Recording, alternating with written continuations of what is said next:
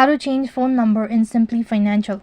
Hi everyone, in this following video I'll be showing you the ways to change phone number in Simply Financial.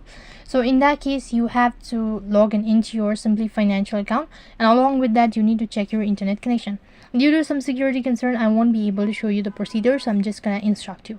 So go ahead and tap the sign on button from the home page and go to online banking or mobile banking, and when you do that you need to go ahead and log in into your account by entering your credential. When you enter in your credential and log in into your account, then from the home page go ahead and select more services from the left side menu, and under your information you can go ahead and select change your address and phone number.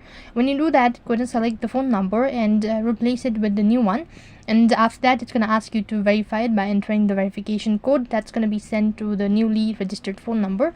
And once you receive the verification, or once done entering the verification code, then you'll be notified that you've successfully changed your phone number in Simply Financial. So that's how you can change your phone number in Simply Financial. And that is all for this video. I hope the video was helpful. Make sure like, share and subscribe to our channel. Thank you for watching. See you in the next video.